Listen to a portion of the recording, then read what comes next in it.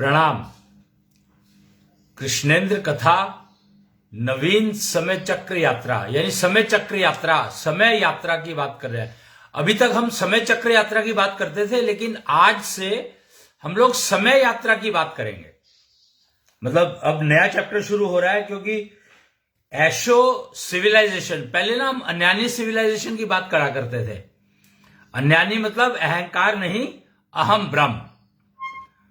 लेकिन अन्यानी सभ्यता में कुछ ऐसी चीजें थी जो मिसिंग थी। अन्यानी कल्चर में, अन्यानी सिविलाइजेशन में बहुत सारी ऐसी चीजें थी जो थी नहीं, उपलब्ध नहीं थी, अवेलेबल नहीं थी। तो वो सारी की सारी चीजें अब एशो सिविलाइजेशन में आ गई हैं, क्योंकि अभी से पहले यानी महाभारत की बात करते हैं हम लोग, महाभारत को रेफरेंस ले लेते हैं। तो महाभारत से पहले कृष्ण जो है, विष्णु जो है अवतार लेते थे, पर वो अंश अवतार होते थे, यानी स्पेसिफिक काम के लिए आए और चले गए, वो काम किया और चले गए। जैसे मत्स्य अवतार आया, तो मत्स्य अवतार आया और उसने अपने बीज संभाले और बीज रूप में सारी योनियों को संभाला, और महाप्रलय आई तो बचा लिए। और उसके बाद जब महाप्रलय पूरी हो गई, वो सिस्टम पूरा हो गया और वापस अब पृथ्वी जो है दिखाई देने लगी, तो ये जो क्या कहते हैं इसको, मत्स्य अवतार का काम पूरा हो गया, उन्होंने सारे बीज वापस दे दिए।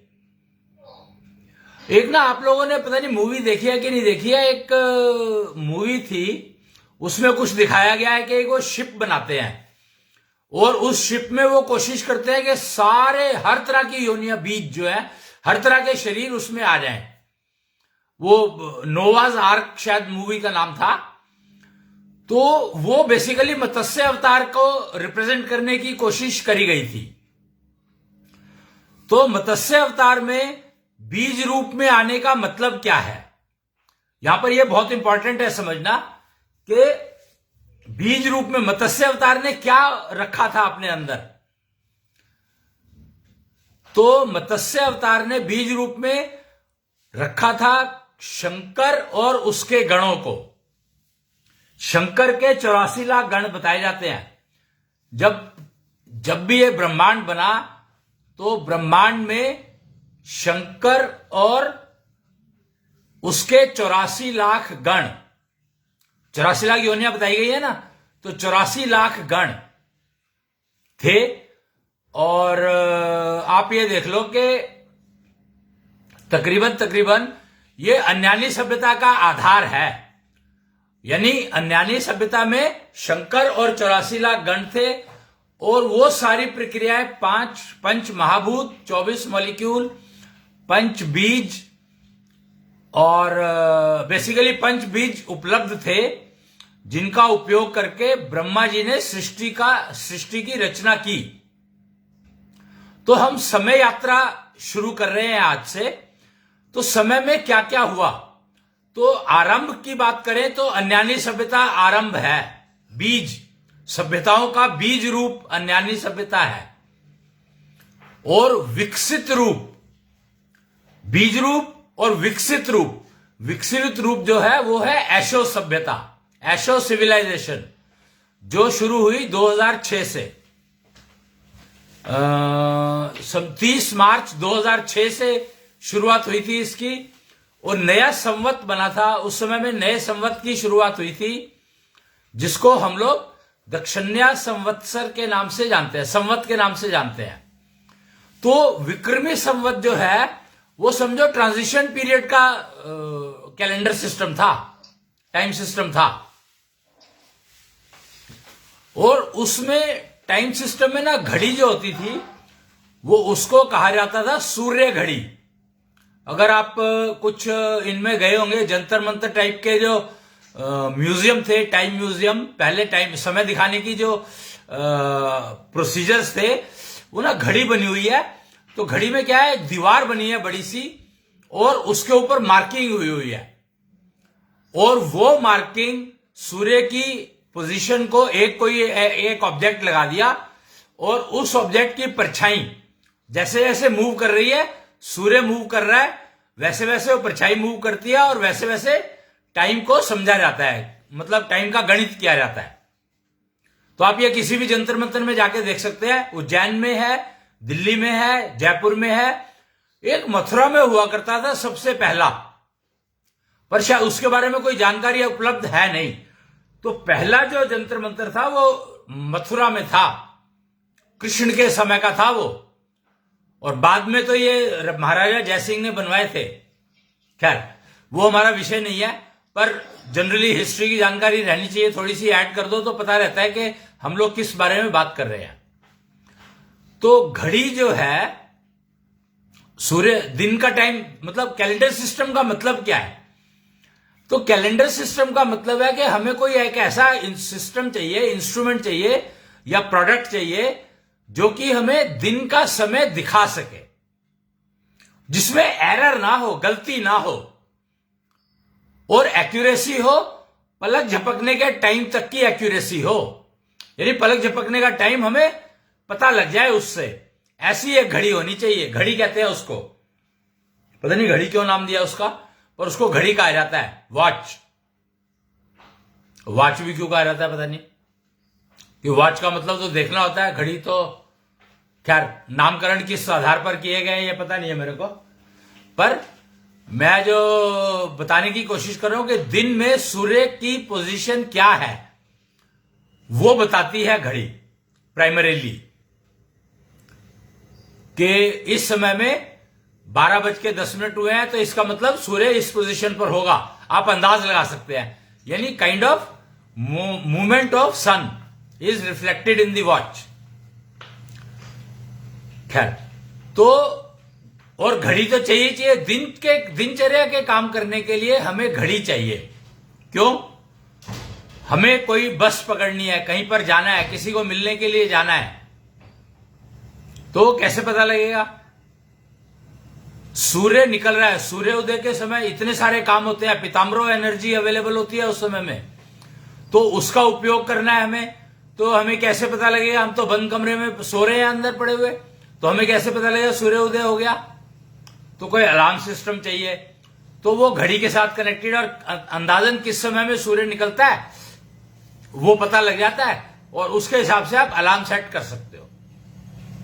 तो ये इंस्ट्रूमेंट हो गया, प्रोडक्ट हो गया, जो कि यूज किया जाता है, यूज करना चाहिए दिन का समय देखने के लिए, कि दिन में इस समय में सूर्य की क्या पोजीशन है, क्या स्थिति है।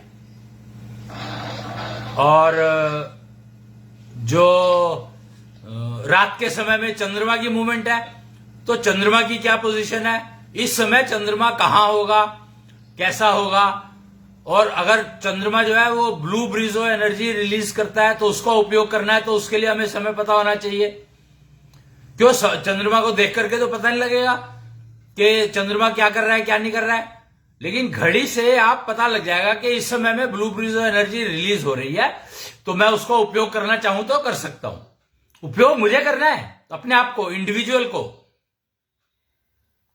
पर उपलब्ध सबके लिए है। वो कहते हैं ना कि सूर्य तो सेम रहता है रोज, पर वो सारा दिन में सेम कहां रहता है भाई? सुबह उठता है तो कुछ और रंग होता है उसका, 10 बजे के आसपास कुछ और हो जाता है, 12 बजे कुछ और हो जाता है, 2 बजे कुछ और हो जाता है, फिर 4 बजे कुछ और हो जाता है, 6 बजे कुछ और हो जाता है। तो ये रंग बदलता है सूर्य भी, और चंद्रमा तो बदलता ही है। चंद्रमा तो घटता बढ़ता रहता है, छोटा हो गया, बड़ा हो गया, बड़ा हो गया, फिर पूरा हुआ, फिर छोटा होना शुरू हो गया। तो ये क्या इंडिकेट कर रहे हैं, ये बता क्या रहे हैं? और आपको पता नहीं, आप लोगों को पता है कि नहीं पता, कि चंद्रमा जो है बाद में आया है, पहले सूर्य सूर्य था सिर्फ। चंद्रमा, दुर्वासा और दत्तात्रेय, ये 3 एक साथ आए थे एक बार में। ब्रह्मा विष्णु महेश ऋषि यात्री के यहां गए थे, तो वहां पर इन तीनों का जन्म हुआ था। चंद्रमा, दुर्वासा, ऋषि दुर्वासा और दत्तात्रेय। दत्तात्रेय जो है सारी टेक्नोलॉजीज, तंत्र मंत्र यंत्र, मेनली मन से रिलेटेड जो कार्यक्रम है, जो मन से रिलेटेड क्रियाएं की जाती हैं, मन से संबंधित जो क्रियाएं की जाती हैं, उस सबके वो मानसिक टेक्नोलॉजीज के मालिक हैं दत्तात्रेय। और उनके गुरु हैं ताऊ अकूतनाथ। और कुच्छल भैरव, भैरव जो है वो फिजिकल टेक्नोलॉजीज के मालिक हैं। भाषा, शब्द का के लिए जो अक्षर ज्ञान चाहिए, वो अक्षर ज्ञान भैरव का दिया हुआ है। हिंदी अक्षर ज्ञान जो है वो भैरव का दिया हुआ है। यानी भौतिक टेक्नोलॉजीज का, फिजिकल टेक्नोलॉजीज के जो मालिक हैं वो भैरव हैं। और मानसिक के हैं दत्तात्रेय। और एक्चुअली फैक्ट यही है कि पहले मन में विचार आता है और उस विचार को प्रोडक्ट में कन्वर्ट किया जाता है। तो फिजियो वर्चुअल वर्ल्ड के जो मालिक हैं वो दत्तात्रेय हैं। एक किस्म से आप ये कह सकते हो।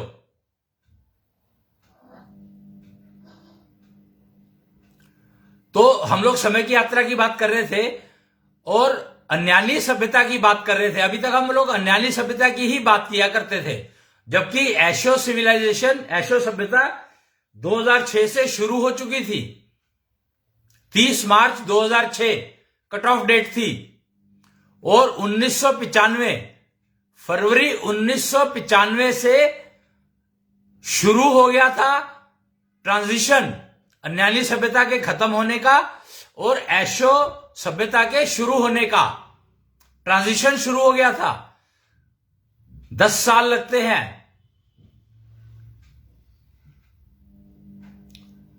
तो एशो सभ्यता की देन है, एशो सभ्यता की देन है। आधार तो अन्यानी सभ्यता है, क्योंकि 84 लाख जो वो थे बीज, वो अन्यानी सभ्यता के थे। पर उनको उपयोग करने का जो सिस्टम आया है अब, वो दिया कृष्ण ने पूर्ण अवतार के रूप में, विष्णु ने पूर्ण अवतार के रूप में जब वो कृष्ण बनकर आए थे।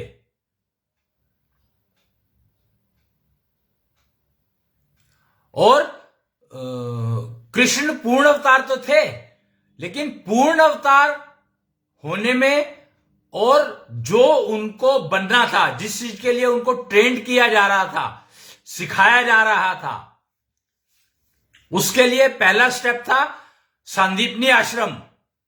सांदीपनी आश्रम गुरुकुल में गए पढ़ने के लिए, वो जहां पर उनकी सुदामा से मित्रता हुई थी।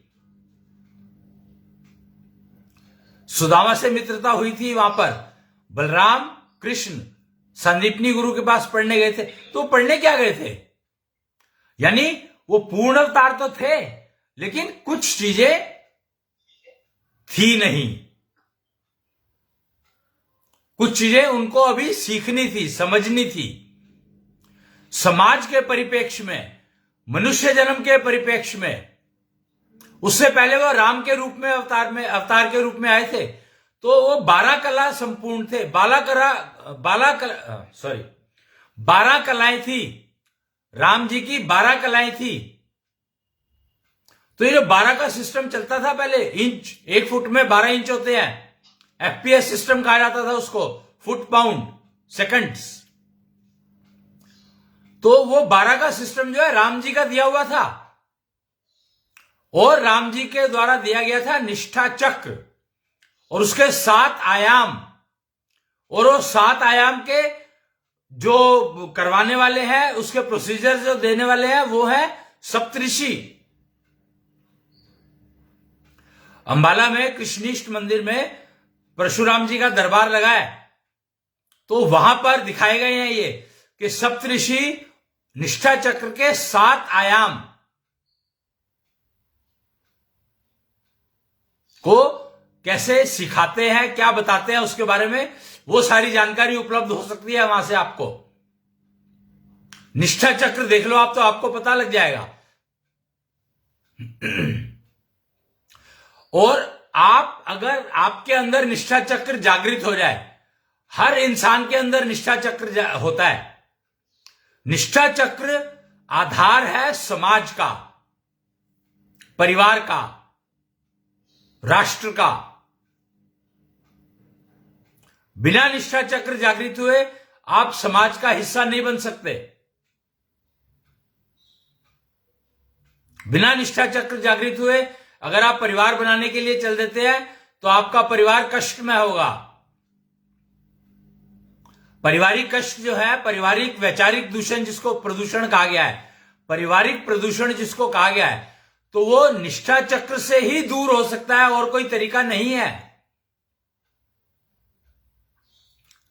निष्ठा चक्र की जो इंपॉर्टेंस है वैचारिक प्रदूषण को किल करने के लिए है, खत्म करने के लिए है, अपने आप को बचाने के लिए है प्रदूषण से, वैचारिक प्रदूषण और पारिवारिक प्रदूषण से। और उसके अलावा दो चक्र हैं, दशांक चक्र और दशांश चक्र, और ये दोनों ठीक होंगे तो निष्ठा चक्र चलेगा। तो अन्यानी सभ्यता में दशांक चक्र तो था,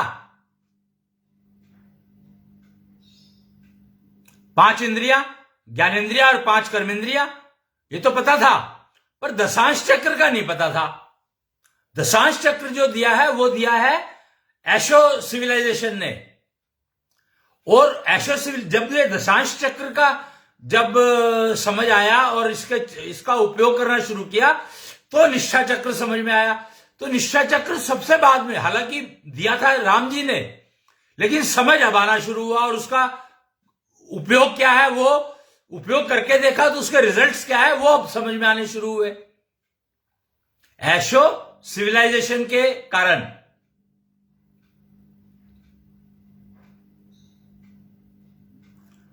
तो दशांश चक्र क्या है? दशांश चक्र तो मैंने बता दिया आपको, 5 ज्ञानेन्द्रिया, 5 कर्मेंद्रिया। पर दशांश चक्र क्या है? दशांश चक्र है आप इन्हीं 10 इंद्रियों को डबल कर सकते हैं।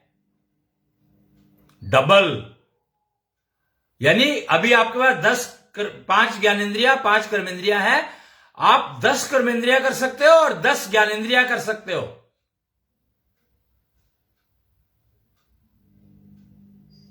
रावण, यहां पे रावण का वो मैं मेंशन करना बहुत जरूरी है। रावण ज्ञानी था, तो रावण ज्ञानी था का मतलब क्या हुआ कि रावण की एक्स्ट्रा ज्ञानेन्द्रिया और कर्मेंद्रिया जागृत थी।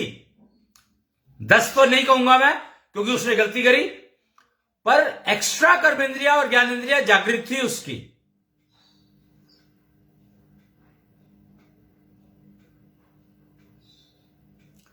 और उसके बाद हम ऋषि दुर्वासा की बात करें तो उनकी रावण से कई गुना ज्यादा जागृत थी, कहीं ज्यादा, परंतु उनकी भी सारी जागृत नहीं थी। क्यों? क्योंकि प्रोसीजर्स नहीं थे। असल में दिक्कत क्या हुई कि दत्तात्रेय जो देते थे, दत्तात्रेय गुरु कहलाते हैं, दत्तात्रेय जो देते थे उसमें दशांश चक्र का कोई जिक्र नहीं है। दशांश चक्र तो है, समझ में आता है, 5 इंद्रिया, 5 कर्मेंद्रिया, उसमें दशांश चक्र का कोई वो नहीं है, मेंशन नहीं है। वो दिया ताऊ कूतनाथ ने, दत्तात्रेय के गुरु। और फिर जो निष्ठा चक्र जागृत हुआ,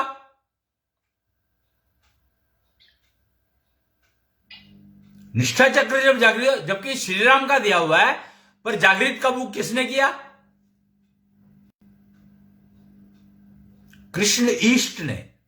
और शुक्रायु, दो इसके अलग अलग दो वो हैं लोग, एक शुक्रायु और भगवान और एक कृष्णईष्ट। शुक्रायु भगवान और कृष्ण ईष्ट,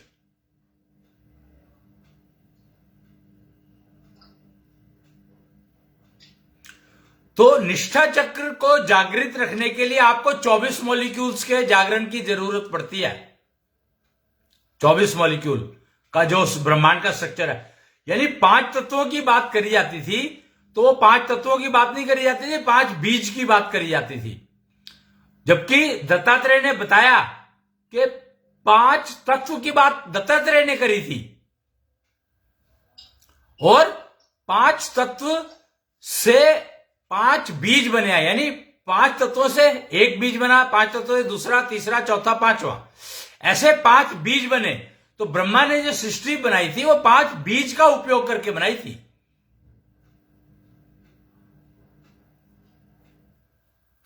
तो कृष्णिष्ठ और शुक्रायु भगवान,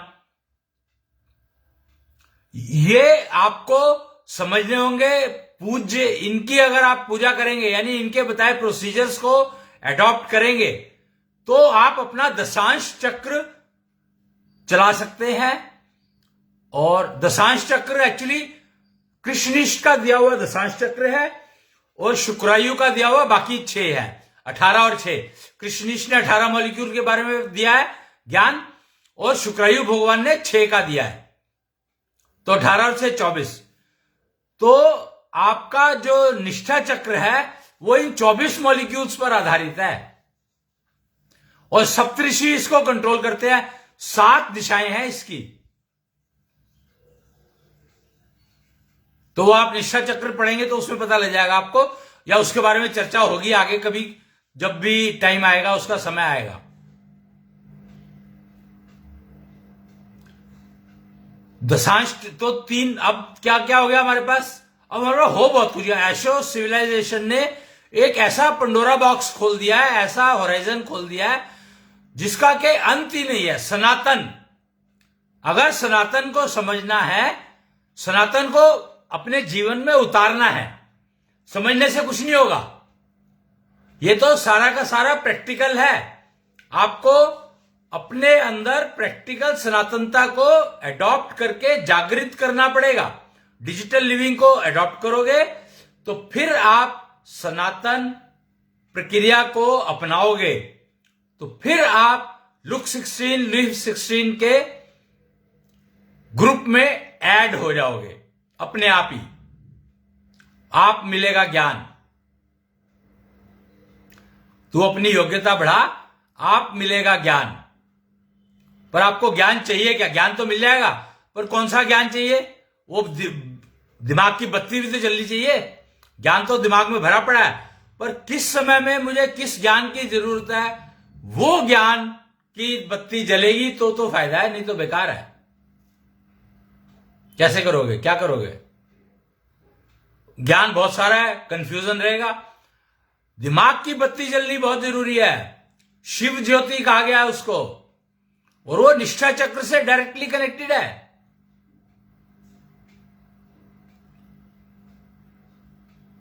निष्ठा चक्र से ही, निष्ठा चक्र शुक्र का वो है, मेंटेन करता है, शुक्र को मेंटेन करता है। शुक्र यानी आपके सारे ज्वाइंट्स, जितने भी बॉडी के सेल हैं, उनको जोड़ने की जो सारी शक्ति है वो शुक्र में है। मन और बुद्धि को जोड़ना है तो शुक्र।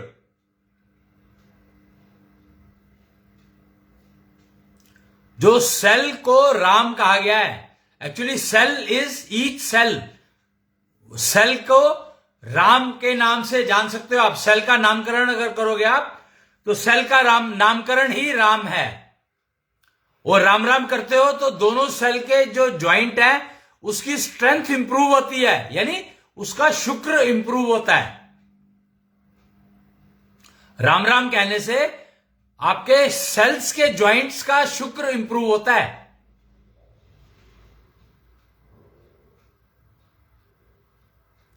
और एशो सिविलाइजेशन के जो अब वो बनाए गए हैं, केयर टेकर कह सकता हूं मैं उनको, वो है ब्रह्मांडधीश कृष्णेंद्र। केयर टेकर, एशो सिविलाइजेशन के केयर टेकर है ब्रह्मांडधीश।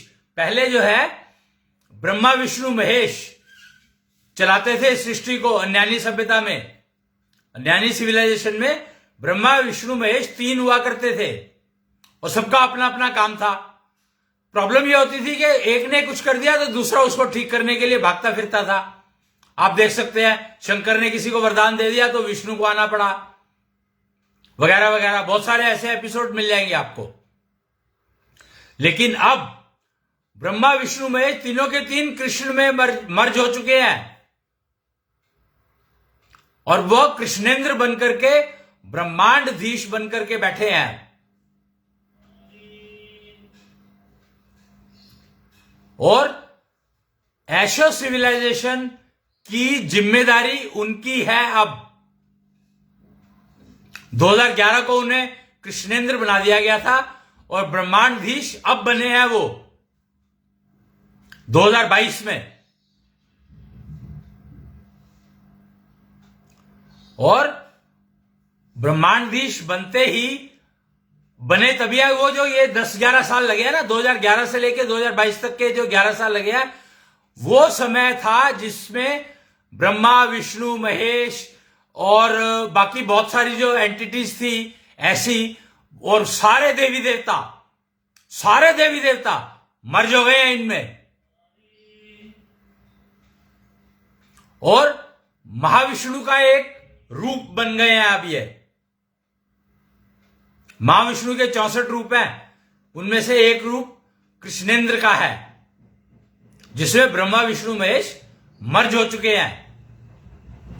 और कृष्णेंद्र का अगर आप वो देखेंगे ना, मूर्ति अगर आप देखेंगे उनकी, तो पहले एक लड्डू गोपाल हुआ करते थे। कृष्ण जब कृष्ण थे तो लड्डू गोपाल थे, और अब कृष्णेंद्र है तो ब्रह्मांडधीश है।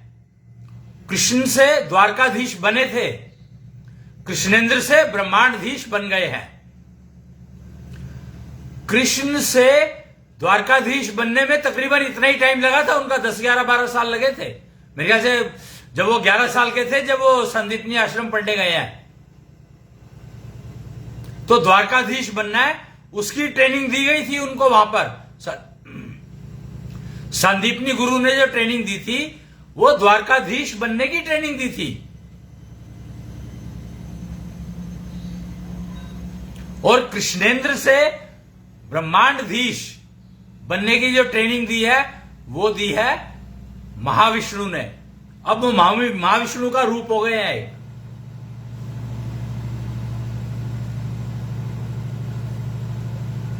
तो समय की यात्रा अन्यानी सभ्यता से शुरुआत हुई, यानी 84 लाख बीज रूप से शुरू हुई, और अब वो पूरा का पूरा फलदायक, फल देने वाला वृक्ष बन चुका है।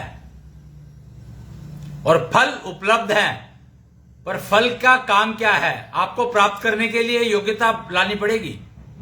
वो फल एक ऐसा फल है जो आपको नुकसान भी दे सकता है और फायदा भी दे सकता है। नुकसान कैसे दे सकता है? कि आप तोड़ने की कोशिश करो उसको बिना योग्यता के, यानी आप कोई हथियार का उपयोग करना शुरू कर दो अनजाने उसमें। जैसे कि पहले जो आपको, अगर मेरे को नहीं पता कि आप लोगों को कितना ज्ञान है हिस्ट्री का, एक अशोक थे, सम्राट अशोक, और वो एक बुद्ध थे, महात्मा बुद्ध जिनको कहा गया है। तो जब महात्मा बुद्ध को ज्ञान प्राप्त हुआ और वो वहां गए, अपनी पत्नी के पास भिक्षा मांगने के लिए गए। पहली भिक्षा उन्होंने वहां मांगी थी, जो कथाओं में आता है। तो वो किसने गाइड किया उनको कि पहली भिक्षा आपको वहां जाके मांगनी है? और वो बोध गया में मिला था उनको, मगध था उस समय में, और मगध के राजा तो वो थे अशोक। तो कुछ चीजें, कुछ लिंक मिसिंग है, कुछ चीजें हिस्ट्री में अभी मिली नहीं है अपना एएसआई को। बहुत सारी चीजें मिसिंग है, गायब है, अदृश्य है। गायब तो क्या कहूंगा मैं, अदृश्य है, दिखी नहीं है, देखी नहीं गई, या वहां तक पहुंच नहीं पाया, कोई योग्यता नहीं थी।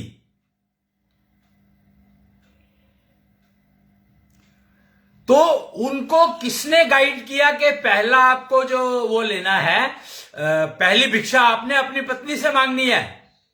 पत्नी थी उनकी, बुद्ध की पत्नी थी, सिद्धार्थ था नाम उनका, बुद्ध तो बाद में पड़ा था, और उनके पुत्र भी था शायद,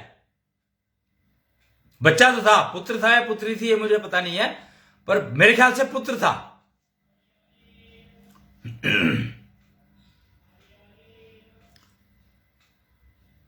तो वो उनसे भिक्षा मांगने, तो ये वो गाइड किसने किया कि आपको पहला वहां सबसे पहले वहां पर जाना पड़ेगा? ये खोज का विषय है, क्योंकि अगर ये खोज होती है तो इससे बहुत सारी चीजें और निकल कर आएंगी सम्राट अशोक के बारे में। मतलब सम्राट अशोक का जो स्मृति चिन्ह है, या कौन सा चिन्ह है पता नहीं, जो हमारे आज की तारीख में हमारा नेशनल एम्बलम है भारत का, भारत सरकार का,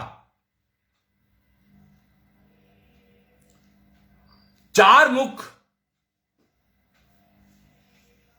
चारों दिशाओं में। और 4 मुख किसके थे पता है आपको? ब्रह्मा जी। ब्रह्मा जी के 4 मुख थे, चारों दिशाओं में एक साथ देखते थे वो।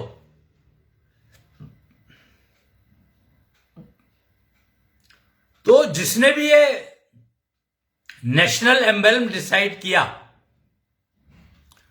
उसको कुछ तो जरूर इंट्यूशन हुई होगी कि इसके 4 मुख होने चाहिए, चारों तरफ होने चाहिए, और अशोक का ही वो क्यों स्मृति चिन्ह क्यों? उसमें ब्रह्मा जी आ गए, ब्रह्मा जी रिफ्लेक्ट हो गए। और आपको पता है एक विष्णु ने एक नरसिंह अवतार लिया था। तो अगर आप अशोक का जो वो देखोगे, नरसिंह अवतार कहां लिया था? अगर आप हिस्ट्री पढ़ोगे तो नरसिंह अवतार अगर लिया था, जहां पर भी लिया था उन्होंने, वो इलाका उधर का ही कहीं का होगा। तभी अशोक ने उस नरसिंह अवतार के उसको फेस को जो है सेलेक्ट किया होगा। वही कह रहा हूं कि बहुत सारी चीजें समझने वाली हैं।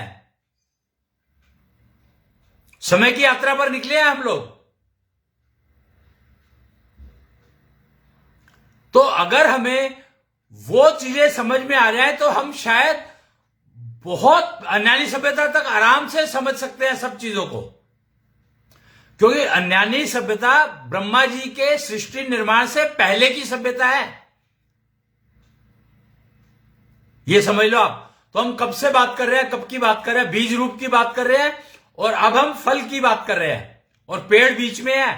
मतलब हम लोग भूल जाते हैं कि बीज और फल और उसके बीच में कितना कुछ है। तो वो सारा का सारा फिजियो वर्चुअल वर्ल्ड है। बीज का मतलब आइडिया और फल का मतलब प्रोडक्ट। तो इसके बीच का जो सारा सिस्टम है, पेड़ पूरा का पूरा, पत्तियां, टहनियां, फूल, तो ये सारी चीजें फिजियो वर्चुअल वर्ल्ड का हिस्सा है।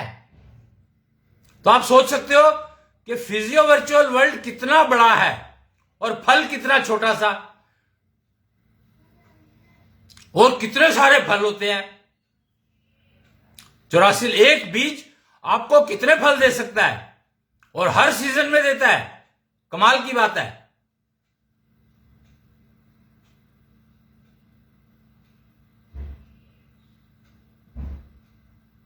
तो ये एक समय की यात्रा में हम लोग ब्रह्मा जी के पहले से, सृष्टि निर्माण के पहले से, बीज रूप से शुरू करके और फल तक पहुंच गए हैं।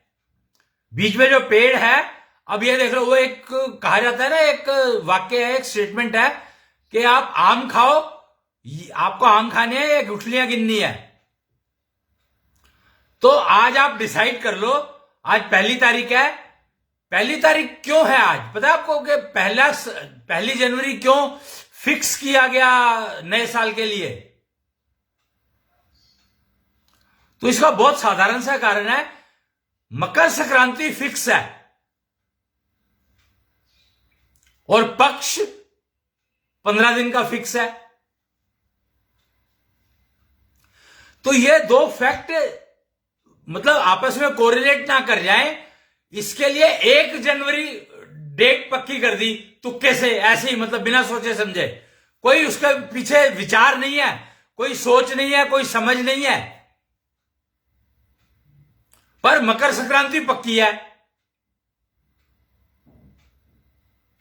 और ये 13 और 14 का चक्कर जो चल गया, पहले 13 और 14 का क्या मतलब है ये समझो आप।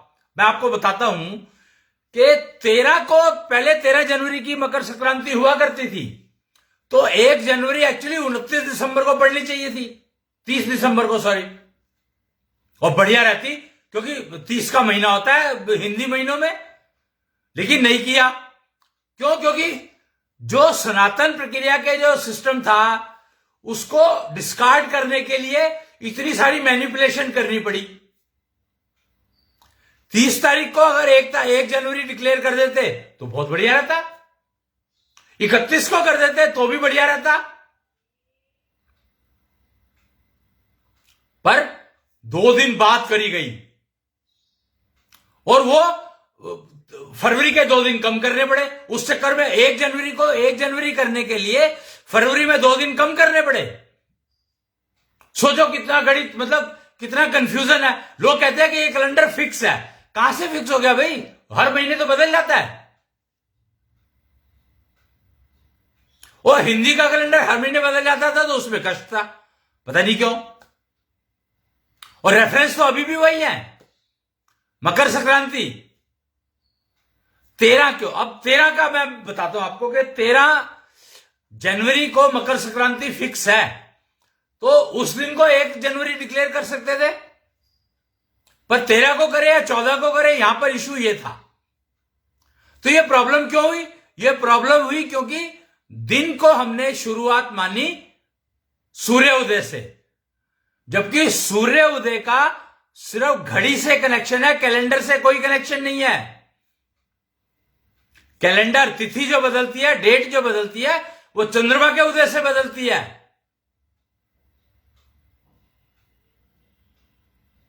और चंद्रमा का उदय तो पता नहीं लगता, क्यों? क्योंकि सूर्य जब होता है तब भी चंद्रमा दिखाई देता है। तो लोग इतना ही बेचारे नहीं एस्टिमेट कर पाए कि अब क्या करें, तो उन्होंने कहा ठीक है सूर्य उदय होता है जब उसको कर दो आप डेट फिक्स, और सूर्य उदय का टाइम बदल जाता है। अब क्या करोगे? और बहुत सारी जगह तो सूर्य उदय होता ही नहीं है, तो आप कंफ्यूजन के माहौल में ही रहोगे सारी उम्र। अगर आप कंफ्यूजन के माहौल में रहोगे तो फिर तो भैया कोई इलाज है नहीं, फिर तो आपकी 10 इंद्रियां भी नहीं चलेंगी। 3 तो बंद करने को कहा ही है, बुरा मत सुनो, बुरा मत देखो, बुरा मत बोलो, 3 तो वैसे ही बंद हो गई, तो आपकी तो 3 ही रह गई। और काम करने के लिए हाथ और पैर, उसके अलावा आपको पता ही नहीं कर्मेंद्रियां और क्या है, तो 10 की भी 5 रह गई कंफ्यूजन में। तो ये सब कुछ समझते देखते हुए दक्षिण्या संवत, एक नया संवत शुरू किया गया जो 30 मार्च 2006 को शुरू हुआ था।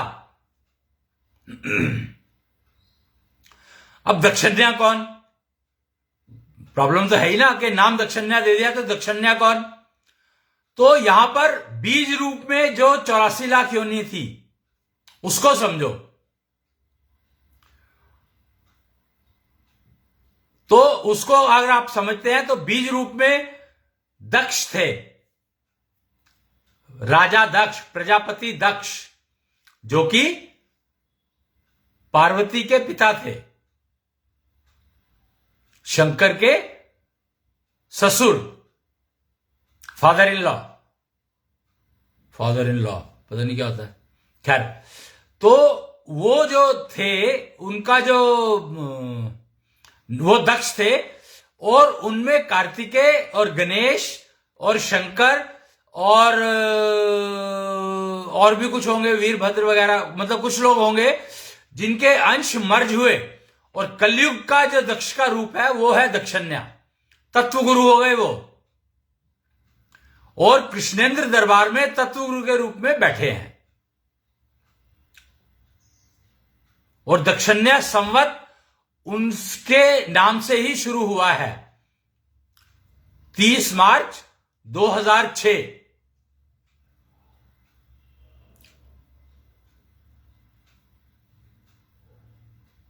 हाँ, तो मैं बात कर रहा था 13 जनवरी तो मतलब मकर संक्रांति 13 को होती है।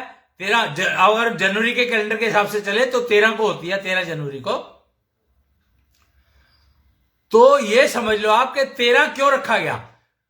पहले एक वो अगर किसी के यहां पर मृत्यु हो जाती है ना तो 13वीं करी जाती है।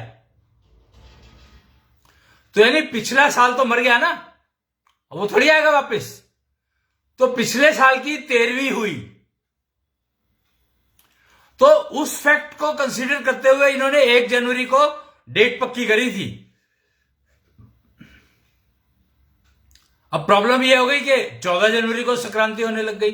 मतलब कुछ वो समय तो सूर्य का तो वो बाकी बदलती रहती है ना, कुछ कुछ तो होता रहता है। क्या होता है, खगोलीय घटनाएं। तो अब 13 को संक्रांति होती है, 14 को होती है। ये एक थोड़ा सा शायद फिर से कंफ्यूजन आ गया है। पर 1 जनवरी फिक्स है तो चल रही है, उसको कोई नहीं देखता। उसका तो कारण भी नहीं किसी ने ढूंढा।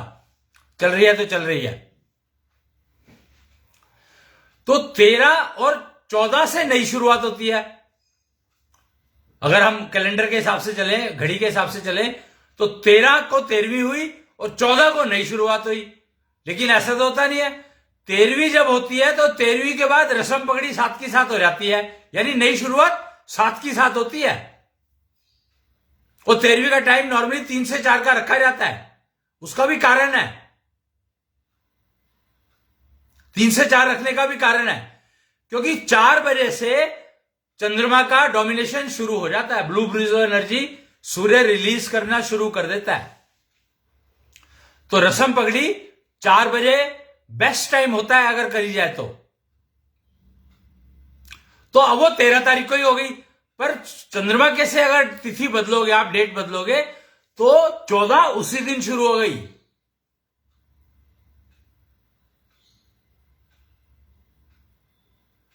तेरह का मतलब 13वीं और नई शुरुआत, मोटा मोटा तो ये है। अब वो चंद्रमा से अगर तिथि बदलोगे तो 13 को ही शुरू हो जाएगा, 14 तारीख 13 को ही आ जाएगी। लेकिन अगर आप नॉर्मल उससे चलते हो तो फिर 14 तारीख को नई शुरुआत होगी। तो रस्म पगड़ी या तो 14 तारीख को सुबह 11 बजे करो या फिर 13 तारीख को शाम को 4 बजे। सर्वोत्तम जो माना जाता है वो 13 तारीख को 13वीं को 4 बजे करनी चाहिए।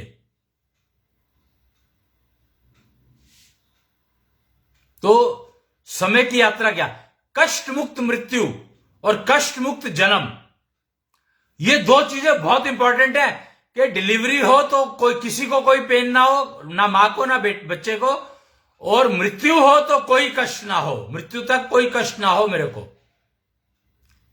तो उसके लिए ये सारे मुहूर्त हैं समय के, जो मुहूर्त फिक्स हैं।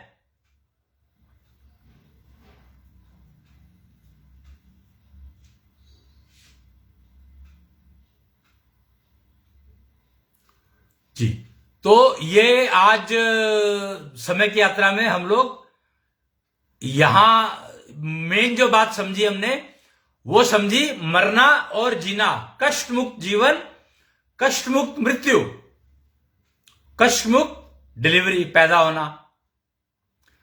तो ये जिंदगी अगर हमें चाहिए तो उसके लिए तैयारी शुरू करनी है। तो आप ये जो है ना, क्या कहते हैं इसको, एशो सिविलाइजेशन का जो पेड़ लगा है, इसके फल खाने के लिए अपने आप को तैयार कर लो। तो ये आपको कष्टमुक्त मृत्यु देगा, कष्टमुक्त जीवन देगा, आनंदित जीवन देगा, आनंद, पूर्ण आनंद, संपूर्ण आनंद। तो आपको जो भी चाहिए देख लो, आप कमाना पड़ेगा, ऐसे नहीं मिलने वाला। क्यों? क्योंकि पेड़ के फल तो दिखाई भी नहीं देते। प्रॉब्लम यह है कि इस पेड़ के तो फल दिखाई भी नहीं देते। उनको देखने के लिए आपको अपनी इंद्रियों, दशांश चक्र और दशांश चक्र को मेंटेन करोगे, चला के रखोगे, तो फिर आपका निष्ठा चक्र मेंटेन होगा, तब जाकर के आपको दिखाई देना शुरू होगा, फल दिखने शुरू होंगे। अभी तो फल भी दिखाई नहीं देंगे। तो कम से कम इतना तो करो कि फल दिखने तो लगे, और दिखने लगे तो फिर उस फल तक पहुंचने के लिए जो सीढ़ी है वो सीढ़ी खरीदो, और सीढ़ी पर चढ़ करके और वहां तक पहुंचो, और फिर फल की पहचान होनी चाहिए कि आपको कौन सा फल सूट करेगा। उसमें तो सारे फल लगे हुए हैं, हर तरह का।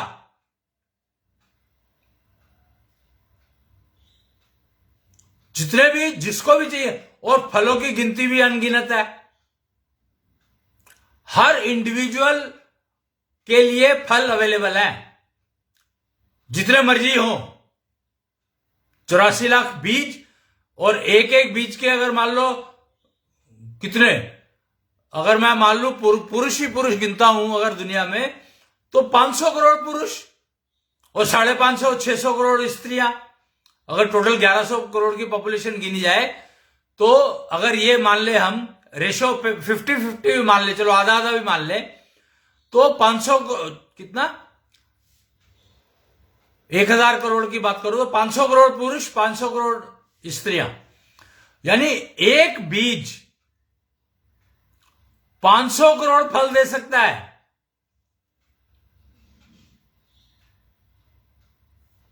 दिख रहा है आपको सामने, आपके गणित। तो इस पेड़ पर आपके जैसे, मतलब इंसान के सारी योनियों के जितने भी बीज फल बनेंगे, उन सबके लिए एक एक फल अवेलेबल है इस पेड़ के ऊपर। इतना विशाल वृक्ष है ये, इतना विशाल वृक्ष है ये। इसकी विशालता का अंदाजा लगाना बहुत मुश्किल है। और ये पृथ्वी पर अवेलेबल है, और कहीं पर अवेलेबल भी नहीं है, सिर्फ पृथ्वी पर अवेलेबल है। अगर आप देखोगे ब्रह्मांडधीश की मूर्ति को देखेंगे, लड्डू गोपाल, तो उनके हाथ में पृथ्वी है, हमारी पृथ्वी जिस पे हम रहते हैं। उसका कारण क्या हुआ? सिंपल, वही है। और ना, अगर ब्रह्मांडधीश का वो देखेंगे, सिंहासन देखेंगे ना, तो उसके पीछे मोर का पंख लगा हुआ है। तो मोर का पंख क्या है? अनिकेत रडार। उससे उन फलों की स्मेल निकलती है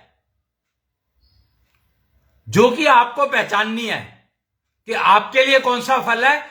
वो पहचान, वो एनकोड, वो कोडिंग, वो डीएनए, उस फल, वो डीएनए जो आपके डीएनए से मैच करता है, वो फल आपको लेना है। और डीएनए जो है अभी अधूरा है। जो आज का जो डीएनए जिसकी बात करते हैं, वो अधूरा है, पूरा नहीं है। ये समझ लो आप।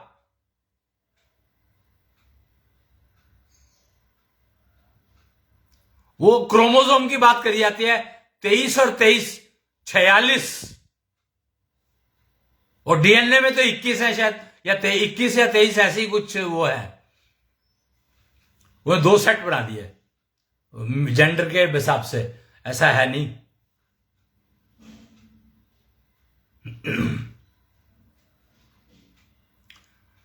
तो ये आप देख लो कि आपके डीएनए के हिसाब से आपको फल लेना है और आपको सीढ़ी लेनी है।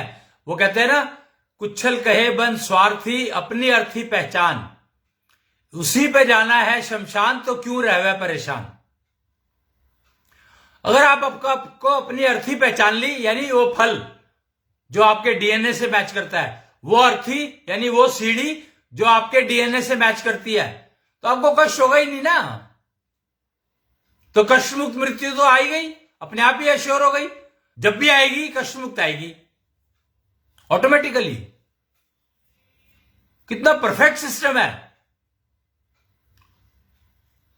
तो ऐशो सभ्यता में माइग्रेट करना ही पड़ेगा, और उसके लायक योग्यता लाओगे तो आपको ऐशो सिविलाइजेशन समझ में आने लगेगी, नहीं तो नहीं आएगी। कमाल की है। हर समस्या का समाधान है इसमें, हर समस्या का।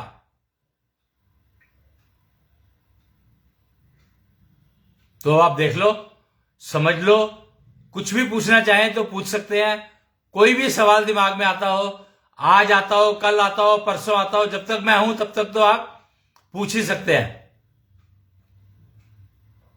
अगर मैं आपको दिखाई देना बंद हो रहा हूं तो ये मेरी प्रॉब्लम नहीं है, आपकी अपनी प्रॉब्लम है, क्योंकि आपकी आंखों से, आप अपनी आंखों से देख सकते हो नहीं देख सकते हो ये तो आपको पता होगा, पर देख सकते हो एवर, अगर आपके पास वो आंख है तो।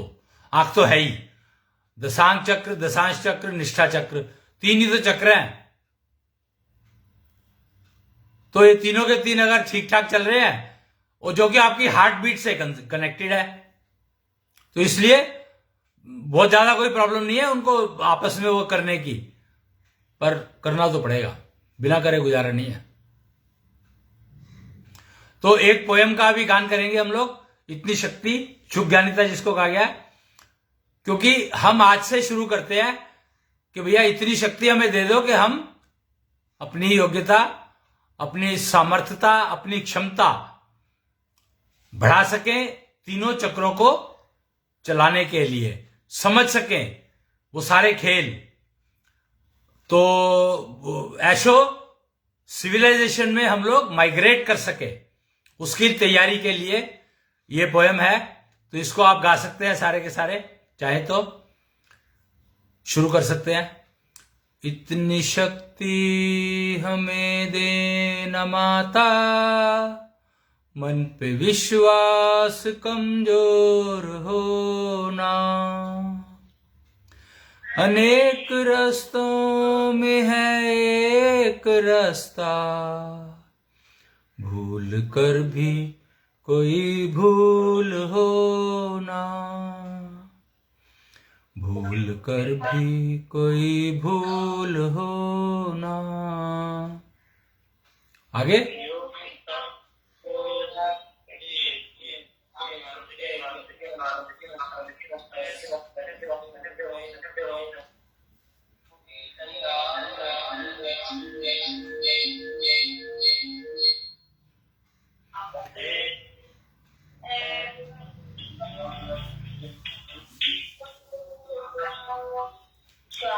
पथ पे जो चलना सिखा दे, ऐसे गुर की कोई पहचान तो दो ना।